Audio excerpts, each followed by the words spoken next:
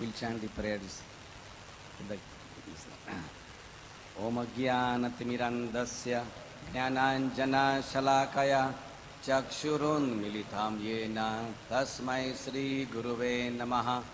Shri Chaitanya Manobhishtam Sthapitam Yena Bhutale Swayam Rupa Kadamahyam Dadati Swapadantikam Vandeham Shri Guru Shri Yuta Padakamalam Shri Gurun Vaishnavamscha Shri Rupam Sagrajatam Sahagana Raghunathanvitam Tam Sajivam Sadvaitam Savadhutam Parijana Sahitam Krishna Chaitanya Devam Shri Radha Krishna Pada Lalita Shri Vishakhanvitamscha He Krishna Karuna Sindhu Dina Bandhu Jagatpate Gopesha Gopika Kanta Radha Kanta Namostute Tapta Kanchana Gaurangi Radhe Vrindavaneshwari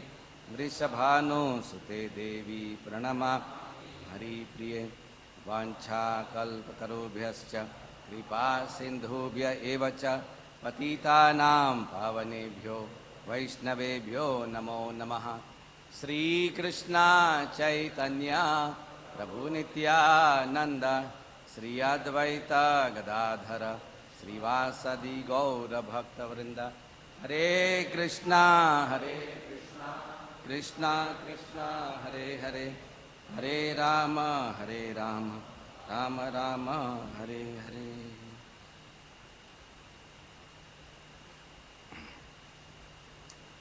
Read the word to word.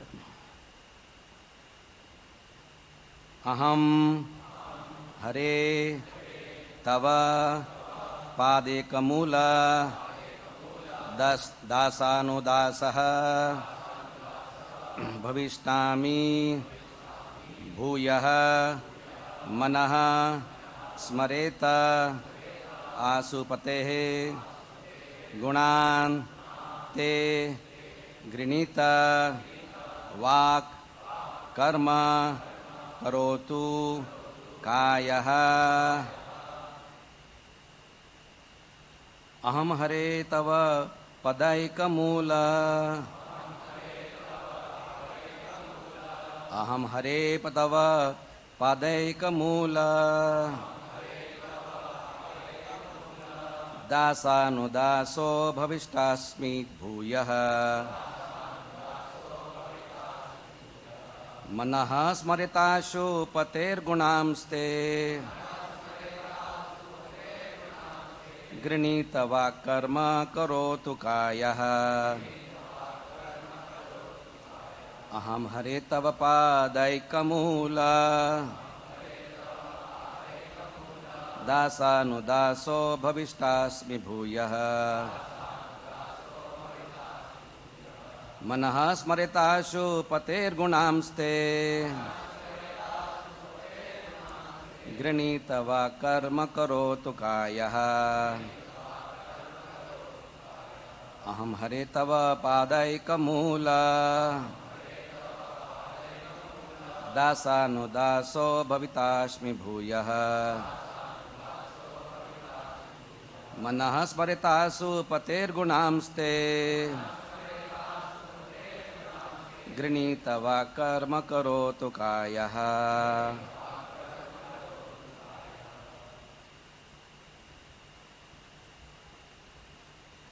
Aham Hare Tava Padaikamula Dasanudaso Bhavitasmi Bhuyaha Manasmaritasu Pater Gunamste Grinita Vakarma Karotu Kayaha.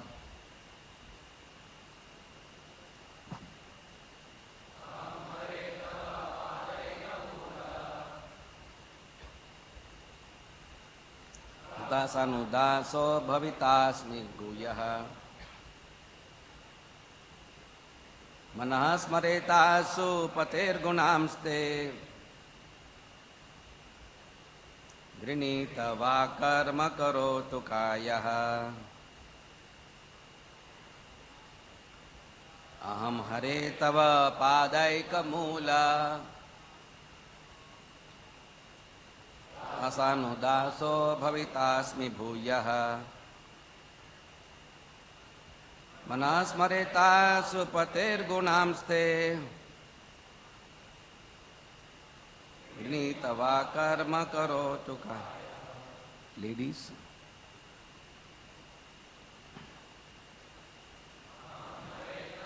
पादैकमूला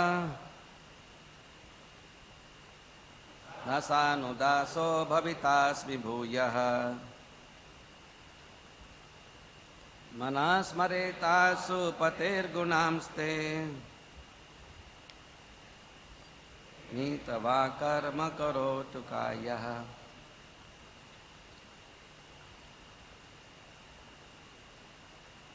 अहं हरे तव पादैकमूला दासानुदासो भवितास्मि भूयः मनस्मरेतासु पतेर्गुणांस्ते गृणीत वा कर्म करोतु। Aham, I, Hare, O my Lord, Tava, of your Lordship, Padaika Mula, whose only shelter is the lotus feet, Dasanudasaha, the servant of your servant, Bhavitasmi, shall I become, Bhuyaha, again, Manaha, my mind, Smareta, may remember, Asupatehe, of the Lord of my life, Gunan, the attributes, Te, of your Lordship, Grinita, may chant, Vak, my words, Karma, activities of service to you, Karotu, may perform, Kayaha, my body. Translation proposed by Srila Prabhupada. O my Lord, O Supreme Personality of Godhead, will I again be able to be the servant of eternal servants who find shelter only at your lotus feet? O Lord of my life, may I again become your servant so that my mind may always think of your transcendental attributes.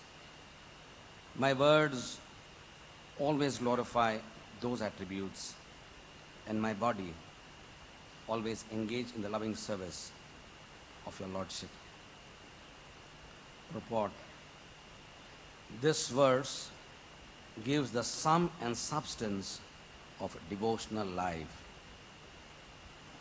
One must first become a servant of the servant of the servant of the Lord, Das, Dasanudas. Sri Chaitanya Mahaprabhu advised, and he also showed by his own example, that a living entity should always desire to be a servant of the servant of the servant of Krishna, the maintainer of the gopis. Gopi Bhartu Padkamalayor Das Das Anudas. This means that one must accept a spiritual master who comes in the disciplic succession and is a servant of the Lord. Under his direction, one must then engage one's three properties, namely his body, the mind, and words. The body should always be engaged in physical activity under the order of the master. The mind should think of Krishna incessantly, and one's words should be engaged in preaching the glories of the Lord. If one is thus engaged in the loving service of the Lord, one's life is successful.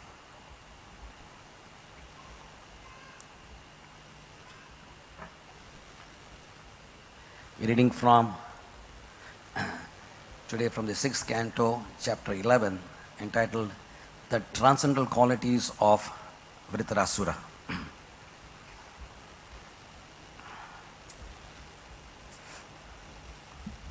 We can see it's a powerful verse, very powerful person. One of the greatest devotees in the Bhagavatam is Vritarasura. Even though the word Asura is there as a suffix, it is his name, but he is a Mahabhagavat Paramahamsa Vaishnava. These words are emanating from him in a Leela which took place many millions of years ago. Specifically, Prabhupada mentions it took place 120 million years ago. So, this gives credibility and evidence to a scientific personality like all of us that this is not an upstart philosophy of being the servant of the servant. It is not even something which has come first time in this creation by Lord Chaitanya. Lord Chaitanya is the original personality of Godhead, but he is here to actually re-enunciate, reawaken, re-establish eternal principles of Dharma. And even though he definitely popularized, glorified and exemplified this particular aspect of the Gaudiya Vaishnava Tattva as the highest sense of achievement for any Gaudiya practitioner or any Vaishnava practitioner, yet we must understand that this is not something which came about just 530 years ago. It is something that has been existing as a part of Sanatana Dharma from time immemorial. How powerful is that? That we, simply because of the humble act of getting connected to a person of the divinity caliber of Srila Prabhupada, who is in a parampara, we have access to that knowledge, that system of a lifestyle, which is something which is glorified in the eternal pages of the highest scriptures in creation. That's our good fortune. And we would never like to go astray from this beautiful system of understanding, which truly gives us a goal to pursue. Prabhupada's last words are so nice. We define success in so many ways in life. When you get good grades, you get a good job, good promotion, when you get nice children, these are certainly some levels of success in life, no doubt. And they have definitely some meaning as well. However, they do not really qualify to be the ultimate possible successful attainment of the spirit soul. For the spirit soul, the ultimate success is when he actually understands and practices in this life and every life that I am no identity but to be the servant of the servant of the servant. Dear friends, let us discuss for the next few minutes we have together, how do we really actually pursue this lofty goal in our life.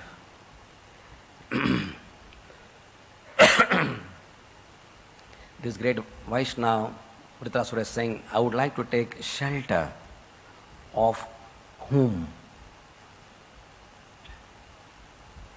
The concept of shelter.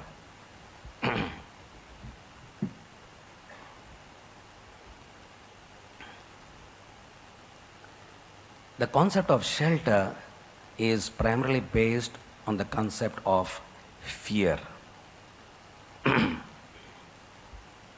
Of the four corporeal activities, eating, sleeping, mating, and defending, the most powerful is defending. Prabhupada says that. It is the fear for life, fear for protecting property and possessions, which actually makes people do so many things. It is because of fear of sickness that we do our exercises. It is a fear of bad breath that we brush our teeth every day. The fear of sweating in this hot sun. We take bath 2 times, 3 times in a day, right?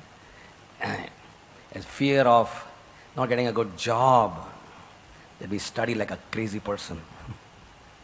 So that I get a good job and do good grades and hopefully a good wife.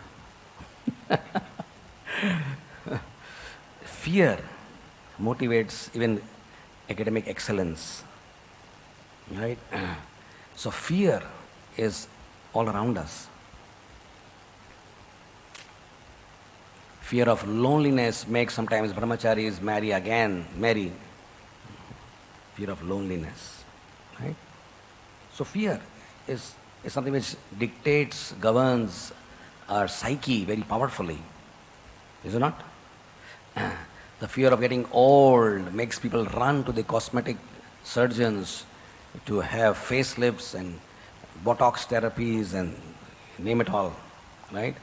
Fear of getting the wrinkles and all the hair dyes and cosmetic they have to use. I don't know, the fear of getting old, or at least appearing old. That fear makes people go here and there, and multi-billion-dollar cosmetic industry is started, right? So we can see fear governs life in totality. The fear of death makes people do so many things. There is one of the biggest industries in the world is insurance industry, right? How big is that? Huge industry. How much of people's hard-earned money goes into insurance? And what does the insurance person say when they come to sell the product to you? अगर आपको कुछ हो जाता है तो, this is their word. You know, you have a nice family, everything is good now. But if something happens to you, and that word strikes you, yeah, you're right. So, how much is the premium? Okay, so the more fear he pushes into your consciousness, the more you will take out a higher amount of check to pay a huge premium, 1 lakh, 2, 5 lakhs sometimes, huge premiums. Sometimes insurance, people take crores of rupees of insurance. अगर आपको कुछ हो जाता है तो हुआ नहीं है, होगा क्या नहीं पता नहीं, but you know, so then that fear makes you take up hard-earned money into insurance. So the point is clear. So fear of suffering also has brought many of us to the path of Krishna consciousness. The fear that I will suffer, I have already suffered so much in my life. The fear I will suffer again, the pain, the experience of suffering. Artho artharthi jigyasu, that artha person comes to the field of Krishna. And fear also is something which stays with us throughout our devotional life. And it should remain. I'll explain how.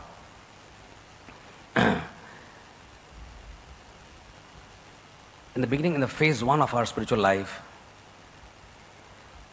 there's another big fear which grips us, which is gripping probably all of us to some extent now also. The fear of acceptance. When we become devotees, we don't grow long hair, we wear different type of clothes, we don't eat a regular type of food, we don't do the routine type of activities, and then your family says, what's wrong with him? The friend says, something is wrong with our friend. So we have fear of what? Fear of being accepted by our peers or family, right? That fear is there. Fear of ridicule, non-acceptance, feeling of non-belongingness. That fear grips us, right? What will people think? What will samaj mein kya hoga? Right? Parents think like that many times. Samaj mein kya bolenge? Tumhara bachcha devotee ban gaya. Brahmachari ban gaya. What is this? Fear. Parents have huge fear. Doctor hai, engineer hai, devotee ban gaya. Fear. So then we keep associating with Vaishnavas, we learn the philosophy, we become rooted in our convictions, and we have the self-conviction that we don't really actually get swayed away by public opinion, because we are so powerfully able to understand the glory of Krishna conscious lifestyle that it doesn't really seem to matter. It's okay. The dog barks, but the caravan carries on. Just go on with life, right?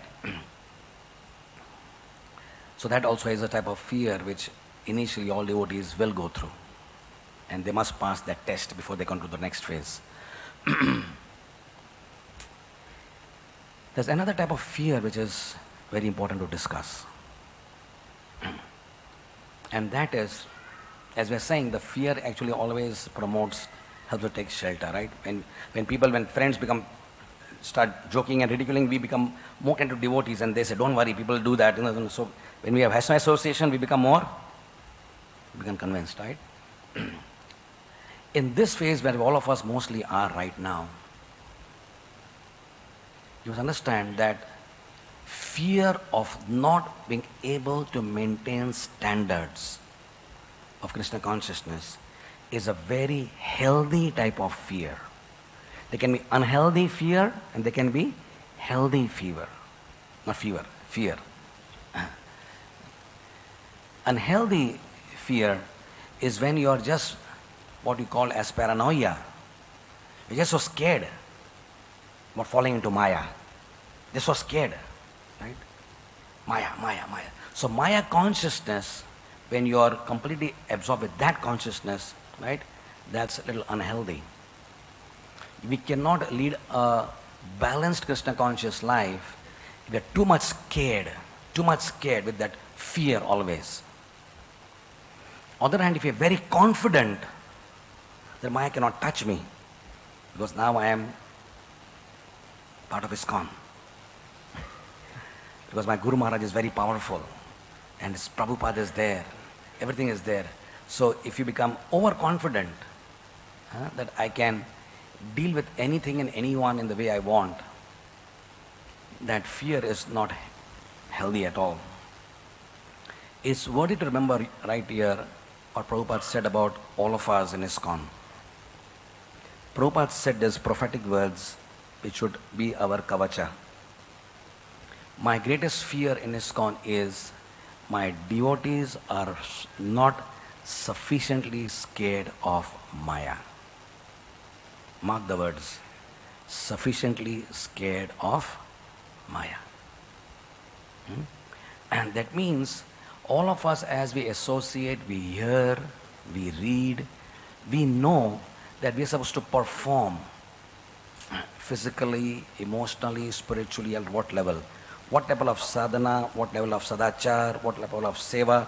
I'm supposed to, I understand very clearly what is my sadhana expect out of me, what is, and even more important than sadhana is how it's going to be my sadachar when I deal with people around me, my peers, my family, the opposite gender, my people, at all levels whatever I'm functioning, how is going to be my sadachar, my achar, the sadachar or durachar, achar, right? How is going to be my achar? And then you have your seva, expected to do so many services. So, the awareness that I must perform at that level is very essential. Because if I am not scared of Vaishnava aparad, I will end up doing it.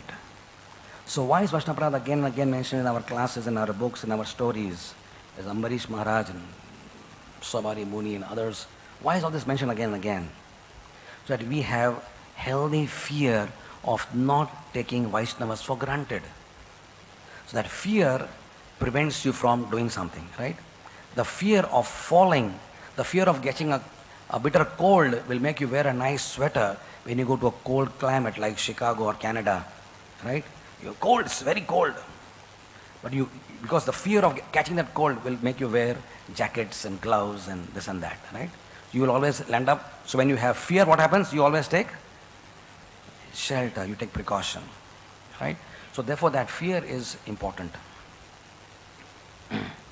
So we must cultivate this fear on a regular basis. And lack of this fear can lead to a hypocritical behavior. If we are not fearful of bad behavior, I may secretly entertain thoughts which I should not. I may secretly speak words which I should not speak. I should secretly do things which I should not do. Right? if that fear is not there, that the Lord is always watching. The Lord is always watching. My intentions, my words, my behavior, I am under constant inspection by the scrutinizing eyes of my beloved Lord. Like a loving mother and father keeps a check of what his dear child is doing. Right? So that fear, if it is there, it helps to take deeper shelter. Take an example. It is a mela, a fair. Some of you who are the millennial generation have not gone into a fair, probably. I don't know. But we who are before the millennial generation have gone to melas and fairs, right? But there is all sorts of things. There is a giant wheel, and there is a jumping monkey, and there is a gun which you shoot, You've seen that? And the ring which you throw over the things which are kept there, and falls over something, and then that thing becomes yours, right? You've seen that? I don't know if you went to all that. So it's a mela where all sorts of things are happening, entertainment, games, this, that, people, food stalls, everything is there. It's a huge place, right? There are thousands of people coming from the entire town to participate. And what is the fear of a small child?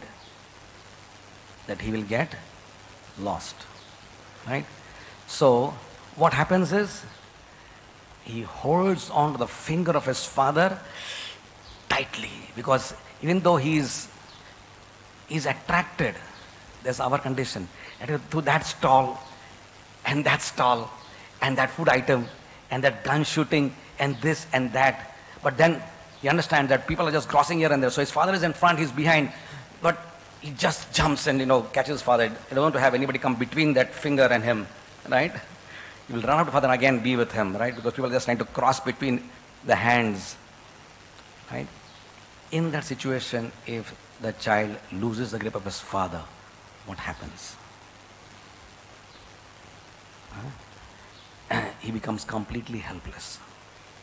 And this is a time, talking about time when there were no mobiles, no public address systems, nothing was there, right? No technology was there so much. He loses contact with his father. He's in a desperate situation.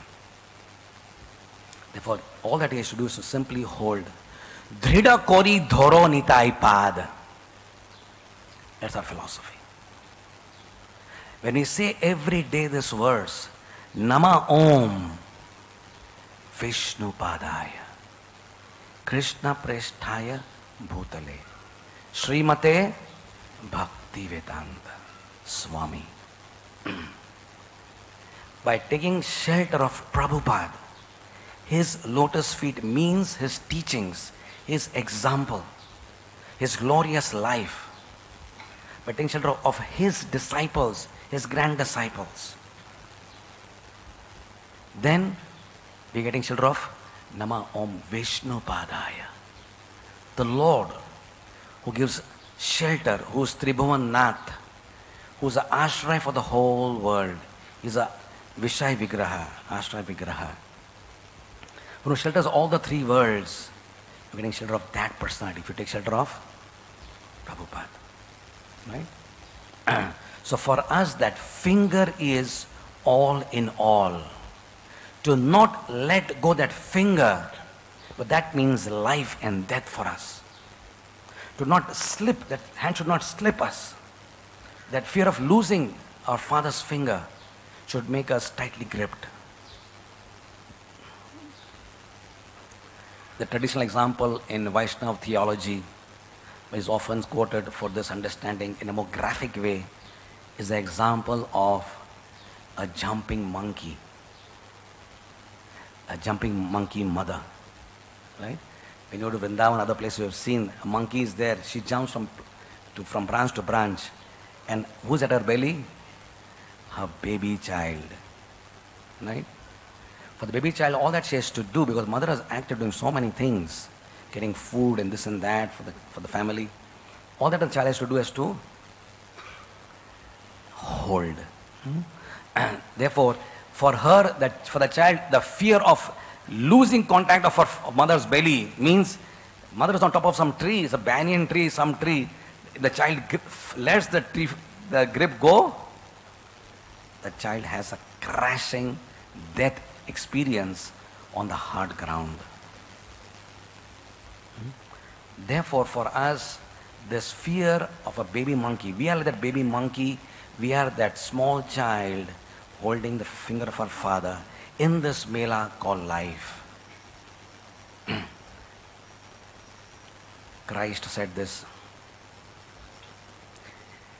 When Christ was walking with his apostles, he told his apostles, just walk behind me all the time. If you're walking and keep looking at my feet, don't look behind, my dear apostles. They were not apostles at that time. They were apostles. They were called after Christ's departure. They were called his followers, principal disciples, 12 in number. Don't look behind, he said. To look behind means to regret the things we have left behind in the pursuit of Krishna consciousness. Because we wanted to pursue a life of Krishna consciousness, we have given up good number of things. You have given up your girlfriend maybe. You've given up your favorite drinks and favorite foods.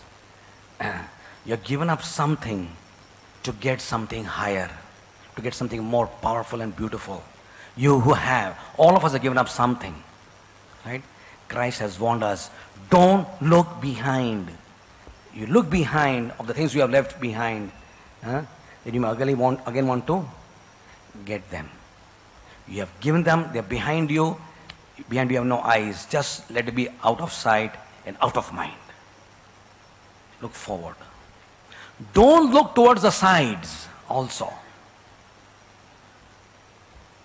Because the sides are the attractions and distractions of this world. All the glamour, what Prabhupada called as phantasmagoria.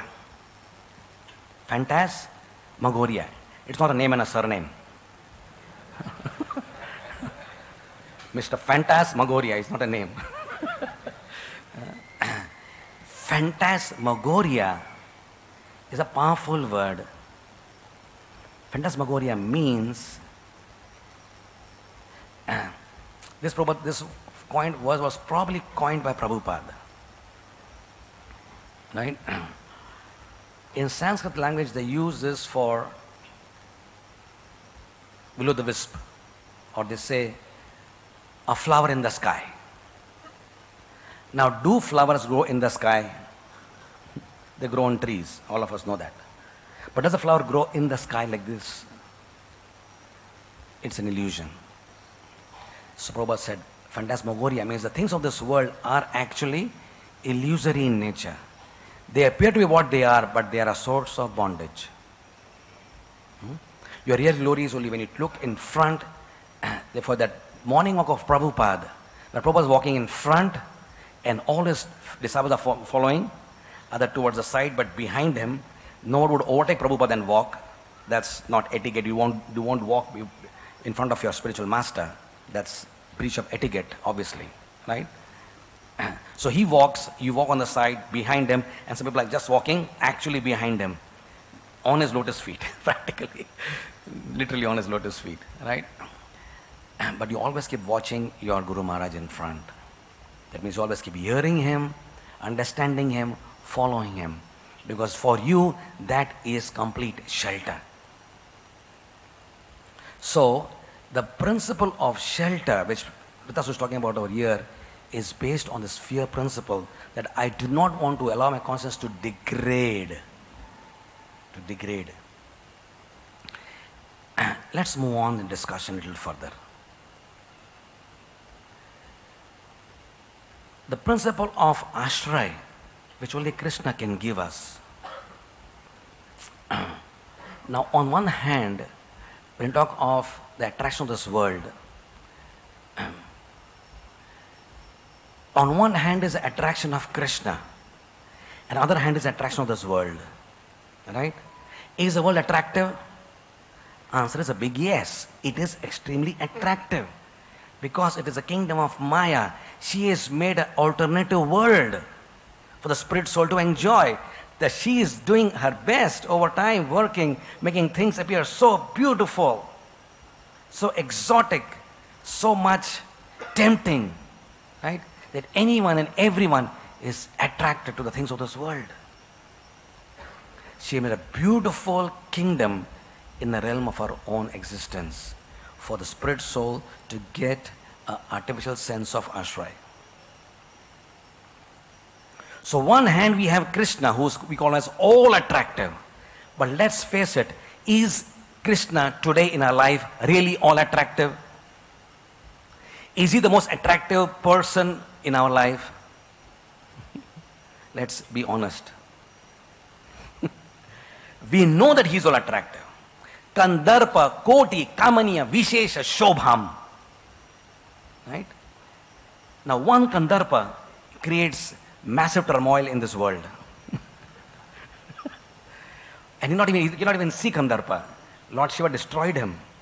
Right? He burnt him. So he's in a disembodied existence. And therefore he's everywhere. Because you had this serial when you were small in television called The Invisible Man. I don't know how many of you were there at that age. When I was less than 10 years old, there's a serial called Invisible Man. So he's invisible, right? But he's everywhere. And when he's shooting arrows, even a little twinkle of a lady's eyebrow, you know what happens to a man? He is destroyed.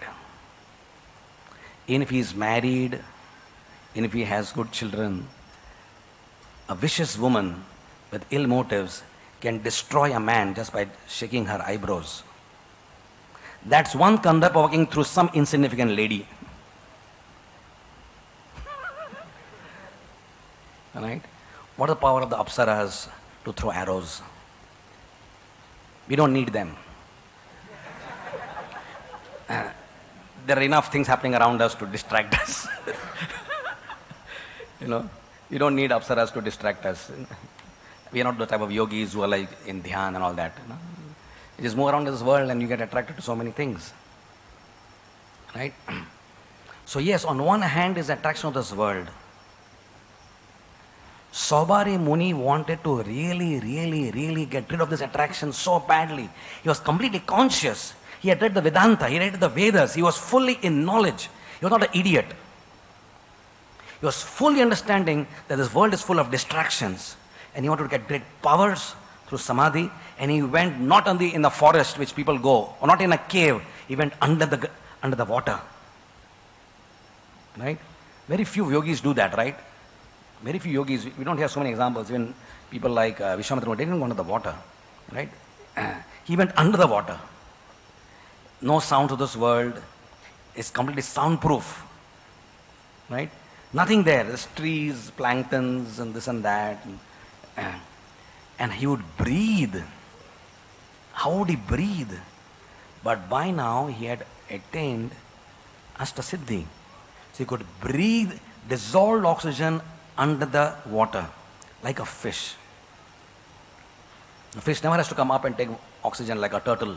She can be in the water all the time and still get dissolved oxygen because of her fins. Right? So Saubhari became like that. He could breathe. How much of a can remain underwater? I mean, if a good swimmer, you go down and you have to definitely come up after a few minutes maximum, right? But he was like there for thousands of years. He had controlled his senses and his respiration to such a degree. Right? Let us remember always that the things of this world are attractive, but there is no ashraya in this world. Akarshan versus ashraya. The world provides massive akarshan. Massive akarshan. You go on Amazon, you go on Flipkart, you go things, you go on Google, find so many products are available, so many things to do, so many houses, all ads, everything full of so many attractions. But the question is, the philosopher devotee must ask is all this akarshan offering him ashray? So here is a person who has actually negated all the akarshan completely. But was Saubhari Muni experiencing ashray? He had just two simple fish coming together in physical union. And that alone sight, which all of us can see, pigeons and crows and sparrows having all the time, but we don't seem to get so crazy with that sight. Wow! You just become mad to get gratification. No, we don't do that. No, life goes on. I mean, it doesn't hit our conscious mind. It doesn't hit our cerebral cortex. Right? Just go on. But for him, create a volcanic eruption in his heart to enjoy. Akarshan. Powerful akarshan took place. Right? And he sought shelter in gratification. When you get attracted, you seek shelter in that akarshan and think that will give you ashray. He jumped up and he ran to the kingdom of Maharaj Mandhata. Said, I want to marry your daughters. And he had 50 of them. And when he appeared in the courtroom, his body was like all shriveled. You know, Hemant, this our maid servants, they work in the water, this bai, Kamali bai we have. You find their fingers are like all withered away, dried up, contact dermatitis because of working and having all the soaps they're using and all that, right? So the skin is all completely, but imagine somebody in the water for so many years and decades and centuries, right? His body was completely shriveled. He was looking completely like a monster, ugly monster, right? And then he said, the king was nonplussed. He said, how do I tell yes to this proposal?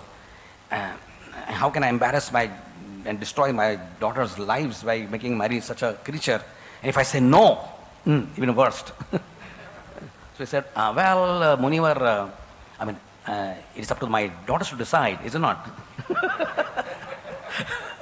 So, why not? A person like you, why not? I like to have a son-in-law like you. You're a great son-in-law for me, right? So he just opened he just left it to that. And all the daughters came and said, yuck, you! You're like a yuck person, right? Totally yuck you are, yucky. So not you. And then he realized that, oh my God, in my infatuation and passion and volcanic eruption of gratification, I've lost my sense of understanding of how I look. And immediately, in no time, he went to another place, right?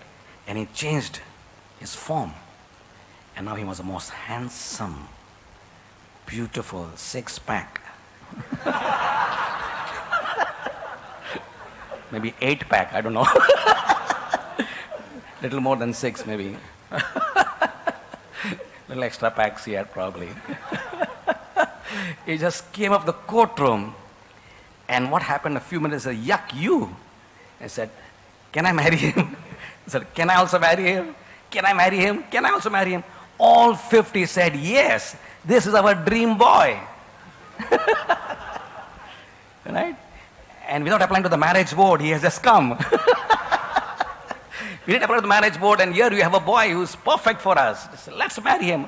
All 50 of them. Samohik vivaha of everybody. And then life as usual, enjoying the senses, palaces, gardens, dancing peacocks, maid servants, best of foods, chandeliers and carpets and aromas and swimming pools and name it all. All that was there. Savari Muni enjoyed his mind and senses on the physical, emotional level to the maximum. These were all chaste ladies. They were not debauchy ladies. They were chaste ladies who were devoted to their husband's pleasure completely. They satisfied him in every possible way. But the question is, even if a man gets all this which a woman can provide, was this person with not one woman, 50 powerful, beautiful princes, was he getting ashraya? Answer is a big no. Anything of this world, however akarshan it can give you, can never give us. Prahlad Maharaj says, Durashraya bahir arthamanina. The things of this world are what? Durashraya. They don't give shelter. On the other hand, our beloved Lord Sri Krishna, the beautiful boy of Vrindavan, the Lord of unlimited Vaikuntha planets, the source of all that exists. When you attract to Him, He can give us complete shelter. Gajendra, complete shelter. The most desperate Mother Draupadi, shelter. Pandavas, shelter. Krishna has to Kubja, shelter. To anyone who comes to Krishna's call. To Vibhishan, demoniac person, shelter. Krishna is famous in the scriptures as a person who gives the ultimate shelter. And we want to place our heads in humble supplication at such a person, whose shelter we get by placing our heads at the feet of our spiritual masters. So you have powerful akarshan with complete ashraya. What a combination. And therefore, along with one side, and cultivating healthy fear of fall down, like Prabhupada did.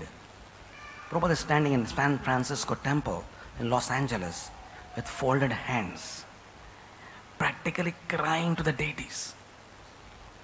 Please bless me that I don't fall down. Prabhupada is saying this. A devotee asked him, Prabhupada, what are you praying today to the Lord? I was praying that I should not fall down in Maya. His divine grace is praying like this.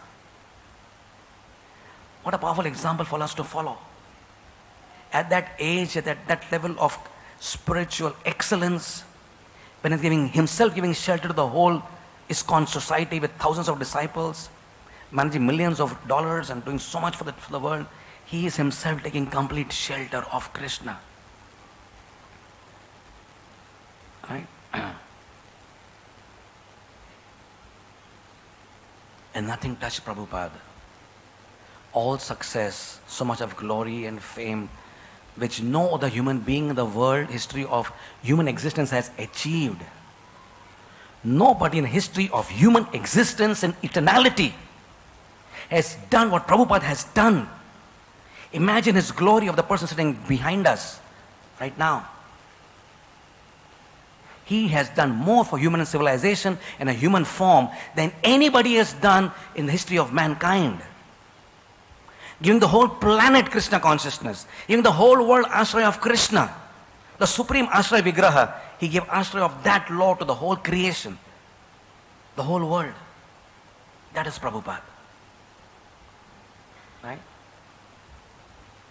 So for us, on one side, to cultivate healthy fear is important.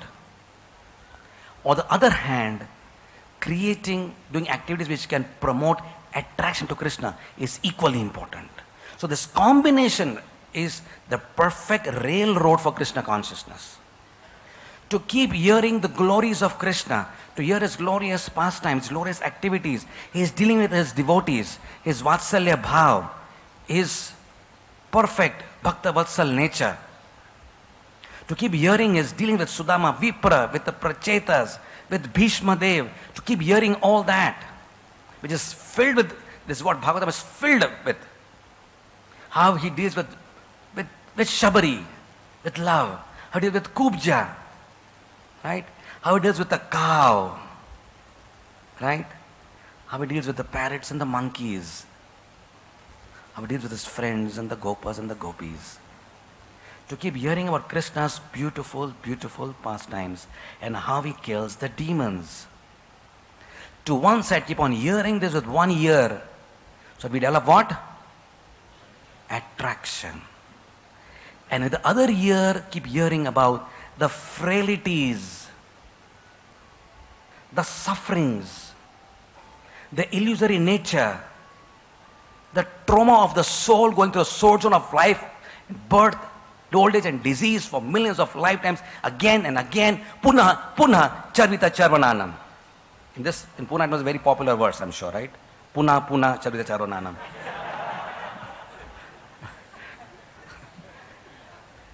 Of course, all of you like to come to Pune again in every lifetime.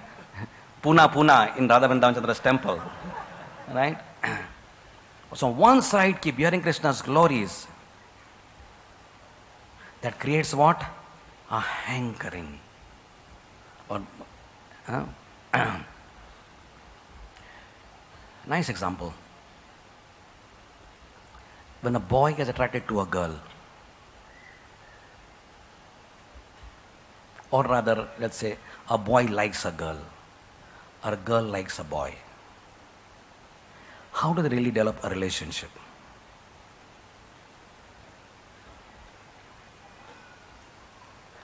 They develop a relationship by spending more time together. Very simple. The more they spend time together, a natural attraction for each other develops.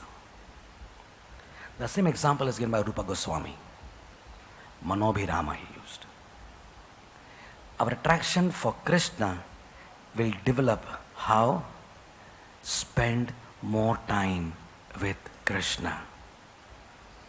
Because you and I have a natural, intrinsic, constitutional attraction for our beloved Lord.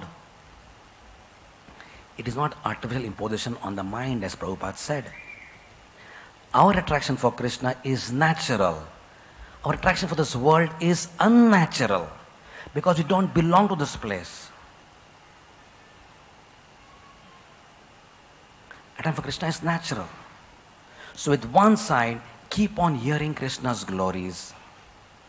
So develop this called as Manobhiram, like a young boy get attracted to a young girl and vice versa.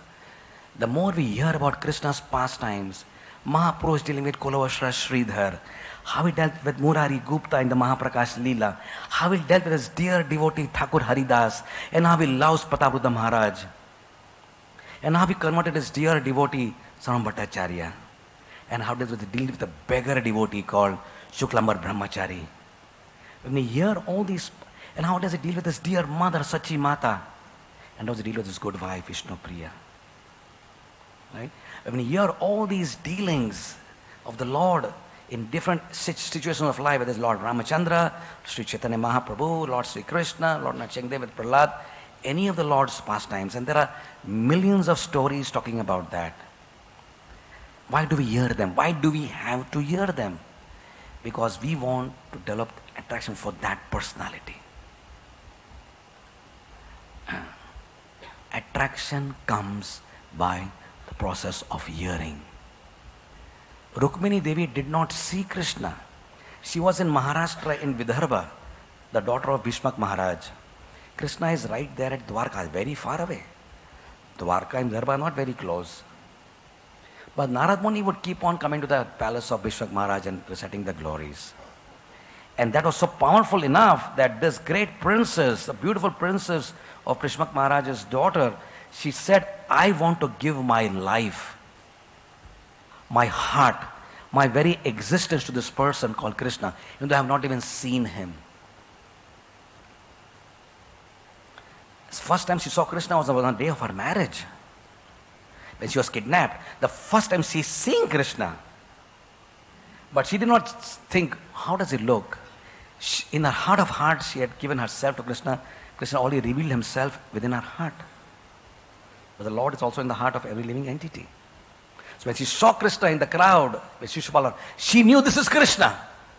She had heard about his glories. This is his Neelavarna Shama with the peacock feather. He knew this is Krishna. Right? So we hear, what do we develop by hearing? Attraction. Attraction will lead to ashraya. Right? And not allow our minds to get too much attracted to the things of this world. Don't hear some of the glories of this material world. Prabhupada gave a rather pessimistic idea about this material world. He did not think this is a great place for us to hang around. You won't find Prabhupada anywhere telling great things about the material world. Right? Because he wants to discourage people of not trying to find happiness in a phantasmagoria. There's no happiness in phantasmagoria. There's no flower there in the sky which I can smell. It doesn't exist. Right? So in this way, by always hearing about Krishna, taking shelter, developing healthy fear, right? Then that allows us to move forward powerfully in the path of Krishna consciousness. And as we move forward, we want to cultivate this mood of being.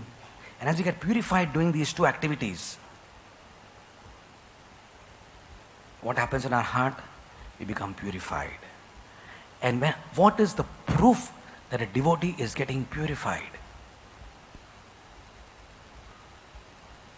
3 proofs based on today's discussion.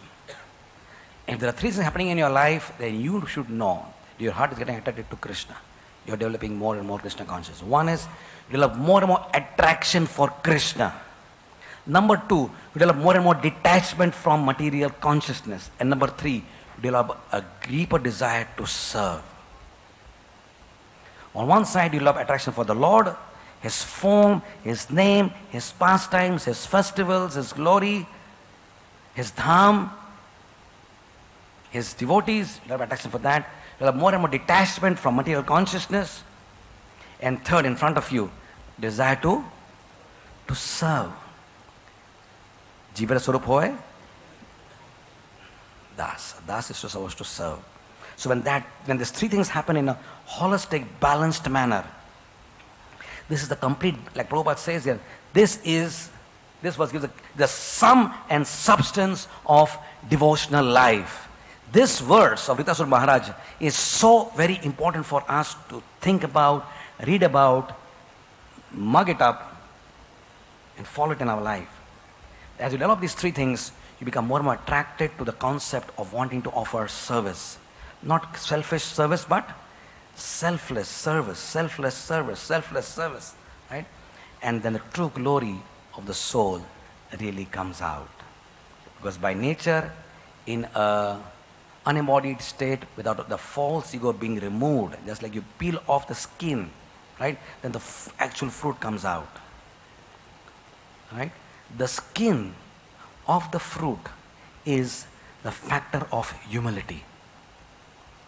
Humility protects the fruit, like the chiku skin protects the chiku inside, the mango skin protects the mango inside, or a kela skin protects the kela inside. The moment you open that skin, or you cut an apple for a few minutes, it gets oxidized, becomes black. Right? You open a banana and keep it outside, within a few hours it becomes rancid. The skin is the humility, which protects the good qualities of the soul. We should have around us. However good we are doing, however powerful we are, however nice we are, but we remain humble.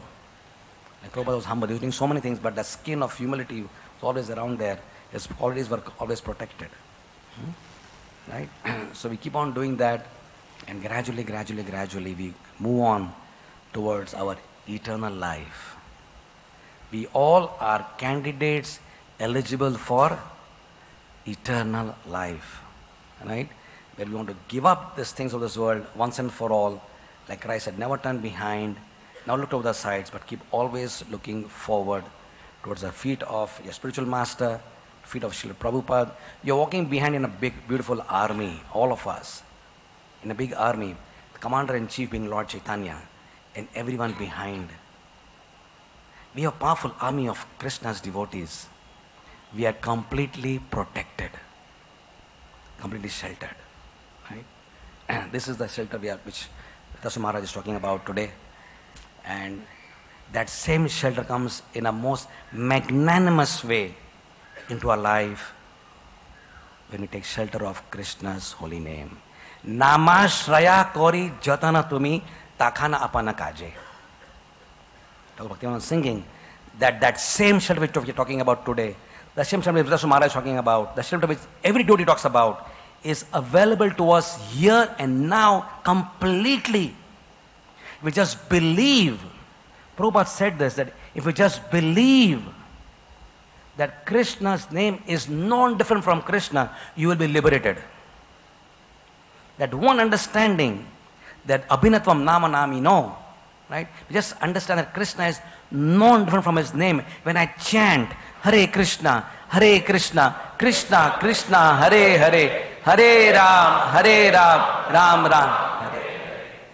When I chant in in the association of Krishna's devotees, in a Krishna's temple, or in my home, or in the train, or in a bus, or in a bathroom, or in my desperate situation when I'm going to die, wherever I am, if I'm just instead of Krishna's name, Krishna is there. Krishna is not in his name, Krishna is his name. Krishna is not in the deity is Krishna. Right? This is Krishna. It is not Krishna in marble. It is Krishna himself. Right? So that ashraya Prabhupada has given us. Let us wholeheartedly, with a complete receptive heart, open our consciousness, open the doors of our consciousness wide to take complete shelter of the process of what Prabhupada has given us. Thank you very much. Hare Krishna.